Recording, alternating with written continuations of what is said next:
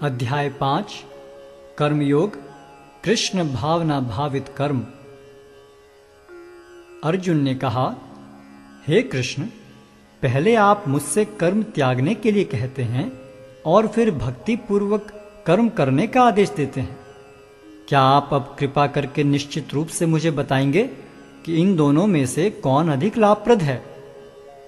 श्री भगवान ने उत्तर दिया, मुक्ति के लिए तो कर्म का परित्याग तथा भक्ति में कर्म दोनों ही उत्तम हैं, किंतु इन दोनों में से कर्म के परित्याग से भक्ति युक्त कर्म श्रेष्ठ है।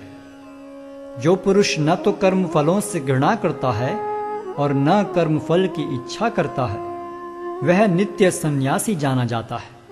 हे महाबाहु अर्जुन, ऐसा मनुष्य समस्त द्वंद्वों से रहित होकर बहुबंधन को पार कर पूर्णतया मुक्त हो जाता है। अज्ञानी ही भक्ति को भौतिक जगत के विश्लेषणात्मक अध्ययन से भिन्न कहते हैं। जो वस्तुतः ज्ञानी हैं वे कहते हैं कि जो इनमें से किसी एक मार्ग का भली भांति अनुसरण करता है वह दोनों के फल प्राप्त कर लेता है। जो यह जानता है कि विश्लेषणात्मक अध्ययन द्वारा प्राप्य स्थान भक्ति द्वारा भी प्राप्त किया जा सकता है, और इस तरह जो सांख्य योग तथा भक्ति योग को एक समान देखता है वही वस्तुओं को यथारूप में देखता है। भक्ति में लगे बिना केवल समस्त कर्मों का परित्याग करने से कोई सुखी नहीं बन सकता, परंतु भक्ति में लगा हुआ विचारवान व्यक्ति शीघ्र ही परमेश्वर को प्राप्त कर लेता है। जो भक्ति भाव से कर्म करता है, जो विशुद्ध आत्मा है और अपने मन तथा इंद्रियों को वश में रखता है, वह सबों को प्रिय होता है और सभी लोग उसे प्रिय होते हैं। ऐसा व्यक्ति कर्म करता हुआ भी कभी नहीं बंधता। दिव्य भावनामृत युक्त पुरुष देखते, सुनते, स्पर्श करते, सूंघते, खाते, चलते फिरते, सोते तथा श्वास लेते हुए भी अपने अंतर में सदैव यही जानता रहता है कि वास्तव में वह कुछ भी नहीं करता। बोलते, त्यागते, ग्रहण करते या आंखें खोलते बंद करते हुए भी वह यह जानता रहता है कि भौतिक इंद्रियां अपने अपने विषयों में प्रवृत्त हैं और वह इन सब से पृथक है। जो व्यक्ति कर्म फलों को परमेश्वर को समर्पित करके आसक्ति रहित होकर अपना कर्म करता है, वह पाप कर्मों से उसी प्रकार अप्रभावित रहता है जिस प्रकार कमल पत्र जल से अस्पृश रहता है। योगी जन आसक्ति रहित होकर शरीर, मन, बुद्धि तथा इंद्रियों के द्वारा भी केवल शुद्धि के लिए कर्म करते हैं।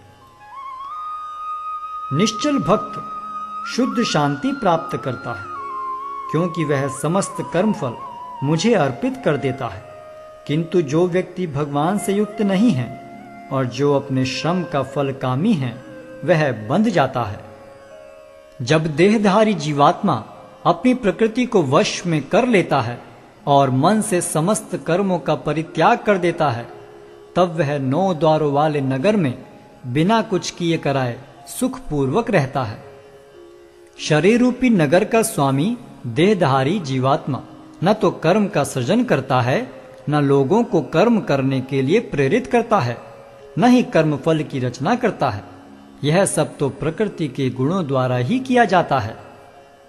परमेश्वर न तो किसी के पापों को ग्रहण करता है न पुण्यों को, किंतु सारे देहधारी जीव उस अज्ञान के कारण मोहग्रस्त रहते हैं जो उनके वास्तविक ज्ञान को आच्छादित किए रहता है।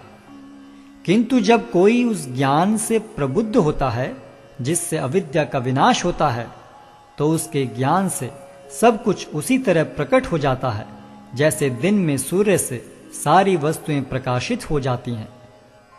जब मनुष्य की बुद्धि, मन, श्रद्धा तथा शरण सब कुछ भगवान में स्थिर हो जाते हैं, तभी वह पूर्ण ज्ञान द्वारा समस्त कलमश से शुद्ध होता है और मुक्ति के पथ पर अग्रसर होता है। विनम्र साधु पुरुष अपने वास्तविक ज्ञान के कारण एक विद्वान तथा विनीत ब्राह्मण, गाय, हाथी, कुत्ता तथा चांडाल को समान दृष्टि से देखते हैं। जिनके मन एकत्व तथा समता में स्थिर हैं, उन्होंने जन्म तथा मृत्यु के बंधनों को पहले ही जीत लिया है। वे ब्रह्म के समान निर्दोष हैं और सदा ब्रह्म में ही स्थित रहते हैं। जो न तो प्रिय वस्तु को पाकर हर्षित होता है और न अप्रिय को पाकर विचलित होता है, जो स्थिर बुद्धि है, जो मोह रहित है और भगवत विद्या को जानने वाला है, वह पहले से ही ब्रह्म में स्थित रहता है। ऐसा मुक्त पुरुष भौतिक इंद्रिय सुख की ओर आकृष्ट नहीं होता, अपितु सदैव समाधि में रहकर अपने अंतर में आनंद का अनुभव करता है। इस प्रकार स्वरूप सिद्ध व्यक्ति पर ब्रह्म में एकाग्र चित्त होने के कारण असीम सुख भोगता है। बुद्धिमान मनुष्य दुख के कारणों में भाग नहीं लेता, जो कि भौतिक इंद्रियों के संसर्ग से उत्पन्न होते हैं।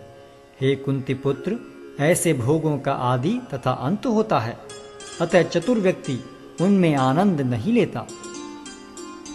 यदि इस शरीर को त्यागने के पूर्व कोई मनुष्य इंद्रियों के वेगों को सहन करने तथा इच्छा एवं क्रोध के वेग को रोकने में समर्थ होता है, तो वह इस संसार में सुखी रह सकता है। जो अंतःकरण में सुख का अनुभव करता है, जो कर्मठ है और अंतःकरण में ही रमण करता है तथा जिसका लक्ष्य अंतर्मुखी होता है, वह सचमुच पूर्ण योगी है। वह पर ब्रह्म में मुक्ति पाता है और अंततोगत्वा ब्रह्म को प्राप्त होता है।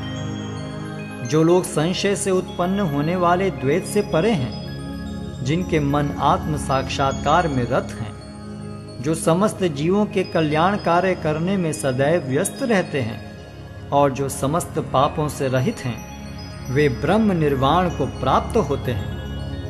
जो क्रोध तथा समस्त भौतिक इच्छाओं से रहित हैं, जो स्वरूप सिद्ध आत्म संयमी हैं और संसिद्धि के लिए निरंतर प्रयास करते हैं, उनकी मुक्ति निकट भविष्य में सुनिश्चित है।